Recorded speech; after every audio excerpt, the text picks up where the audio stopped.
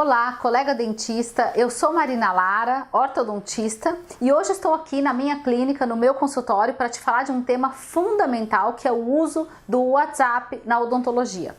Hoje a gente sabe que está plenamente difundido o uso do WhatsApp e nos consultórios odontológicos essa ferramenta tem agilizado muitas vezes o processo de comunicação com os pacientes. Porém, é fundamental que nós, cirurgiões dentistas e a nossa equipe, secretárias e auxiliares, estejam muito atentos às possibilidades de erro e de dificuldade de comunicação no uso do WhatsApp. Nós não podemos utilizar o WhatsApp de maneira indiscriminada dentro do consultório, porque isso pode nos posicionar em algumas situações de comunicação inadequada com os nossos pacientes e pode nos colocar em uma posição de difícil resolução depois. Então nós estabelecemos um protocolo de comunicação via WhatsApp, que no final desse vídeo, se você quiser, você vai poder receber esse protocolo por escrito.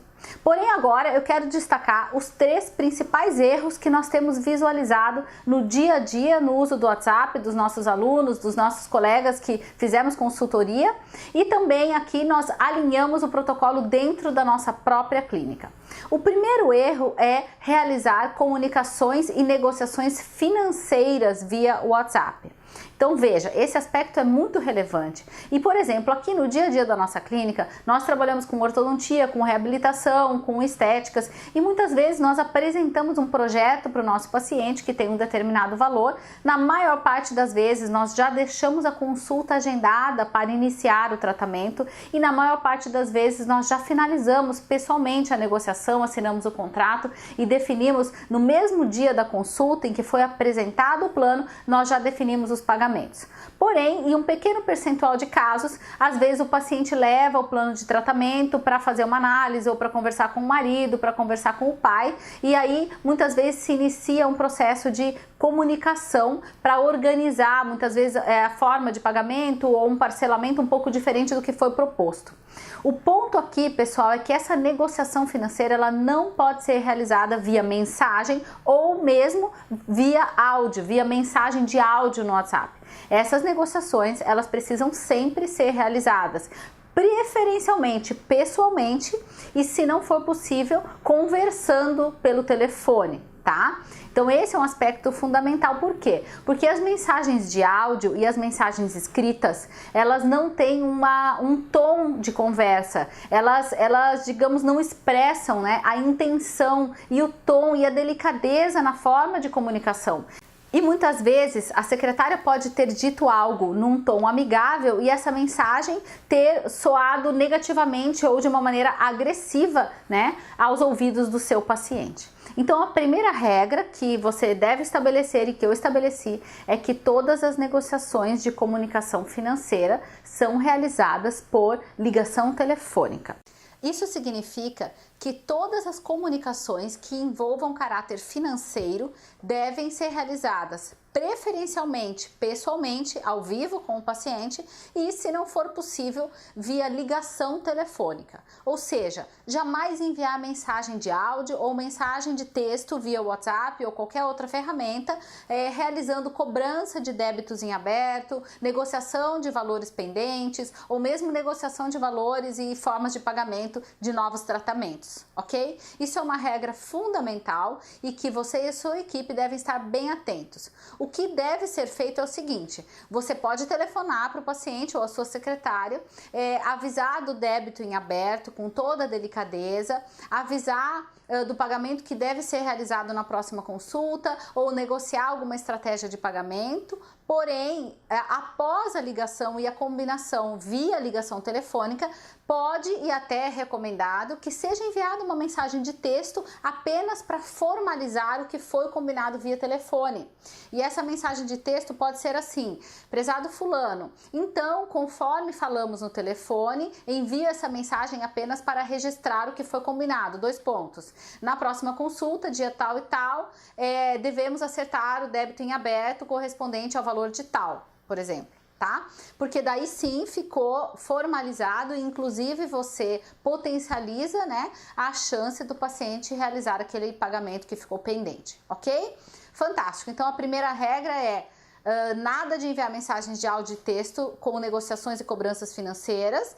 Essas devem ser feitas via ligação telefônica e depois enviada uma mensagem de texto confirmando de maneira delicada o que foi combinado, tanto uma negociação, como um valor, como um débito em aberto, certo? Maravilha! O segundo erro de comunicação via WhatsApp, que eu tenho visto frequentemente, né, nos colegas em que eu prestei consultoria, nos nossos alunos, e que você deve parar de fazer imediatamente, é conversar sobre questões do tratamento com o paciente via mensagem escrita ou via áudio de WhatsApp. Ou seja, vamos supor que o paciente está em tratamento e teve uma fratura, teve uma restauração que teve uma falha, algum fato novo clínico, tá? Que não tem necessariamente conexão com o tratamento em andamento, mas que ocorreu. E aí você solicita uma tomografia para avaliar, a tomografia chega na clínica e o paciente envia um WhatsApp para sua secretária para saber o que você viu na tomografia, se tinha uma fratura, se tinha uma cárie, se ele vai perder o dente, enfim, ou não, né? Essas respostas clínicas, as questões clínicas, né, dos tratamentos, elas têm que ser realizadas também, preferencialmente, presencialmente com o seu paciente, principalmente se for um assunto que fraturou a raiz, que vai perder o dente, que tem que retratar o canal, que tem que fazer a extração do dente, ou que o implante teve uma falha no implante, enfim. Principalmente se for uma notícia ruim, obviamente, tá? Mesmo que não seja uma notícia ruim, mesmo que seja um ajuste clínico, vamos precisar ajustar a restauração realmente tem uma falha. Nada disso deve ser feito via mensagem de WhatsApp, tá? Muito cuidado, pessoal, porque assim, ó, principalmente se você utilizar a sua secretária para fazer a interferência nessa mensagem, você diz, fala pro fulano que ele tem que vir aqui retratar o canal. A comunicação dela, via mensagem escrita ou via áudio, ela já vai ser diferente da que você falou, e essas questões pode deixar o paciente angustiado, mais preocupado, mais inseguro, se sentindo assim desamparado em relação ao tratamento, ok? Então o que ela pode dizer, o seu exame chegou, a doutora assim que o mais breve possível vai te telefonar, vai te dar o retorno, e aí a tua secretária tem que ser bastante eficiente para colocar na sua agenda Google, tá? Aquele compromisso. E se você não trabalha com agenda Google e não tem uma estratégia de organizar as rotinas e as tarefas do dia a dia, eu já vou deixar no final desse vídeo mais uma mensagem importante para você. Mas enfim, a tua secretária vai organizar para que você tenha esse tempo, esse horário disponível para fazer essa ligação. Ou, melhor ainda, ela já vai chamar o paciente para vir pessoalmente conversar com você, olhar os exames junto contigo. Ok?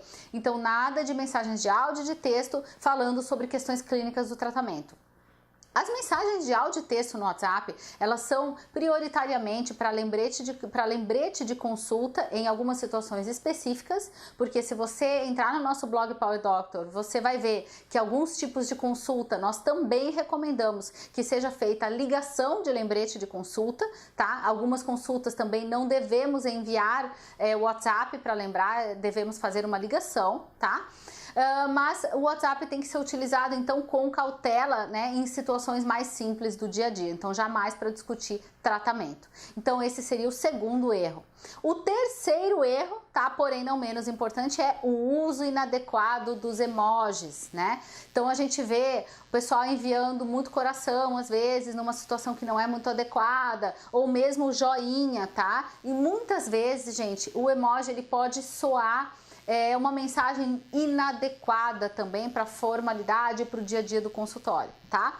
E principalmente em relação ao joinha, porque o joinha, se a pessoa assim envia uma mensagem um pouco mais delicada, do tipo assim, não vou poder comparecer na consulta, ou meu dente ainda está doendo, veja com a doutora o que pode fazer, e a secretária manda um joinha de volta, isso pode soar pejorativo. Muitas vezes o joinha ele soa do tipo, tanto faz, né? Do tipo, tá bom, tá, whatever, né? E não é isso que a gente quer. Ao contrário, a gente quer que o nosso paciente se sinta acolhido, que o nosso paciente se sinta importante, como ele realmente é, e que ele sinta que a nossa equipe está comprometida em prestar-lhe o melhor atendimento possível. E o joinha pode ter conotação de indiferença. Então, muitas vezes, se o paciente fala, eu ainda tô com dor, veja com a doutora o que pode ser feito, ela pode e deve dizer por escrito, fulano, poxa, sinto muito que você ainda está com dor. Falarei com a doutora ainda hoje e ela vai te ligar para definir os detalhes do procedimento que será realizado. Entendeu? Muito melhor do que um joinha. Então esses são os alertas, eu quero que você convide a sua equipe para assistir esse vídeo com você e também quero te convidar, se você, meu colega dentista, tem a ideia de aprimorar o seu consultório, aumentar a sua produtividade, melhorar a sua atração e captação de pacientes, treinar melhor a sua equipe, eu quero te convidar para você participar da Semana Power Doctor. A Semana Power Doctor é um evento totalmente online, totalmente gratuito, onde eu vou apresentar para você as principais estratégias do método Power Doctor, que é um método de impulsionamento do cirurgião dentista dentro do contexto da odontologia de alto valor agregado. Você vai ver aqui na descrição desse vídeo o link para você se inscrever na Semana Power Doctor. E se você quiser receber o protocolo de utilização do WhatsApp, ou seja, uma descrição dessas regras que nós falamos aqui, para que você possa imprimir e colocar ao lado do telefone da sua secretária, para que ela possa estar sempre atenta a prestar o melhor atendimento possível para os seus pacientes, aumentando a percepção de valor agregado do seu trabalho.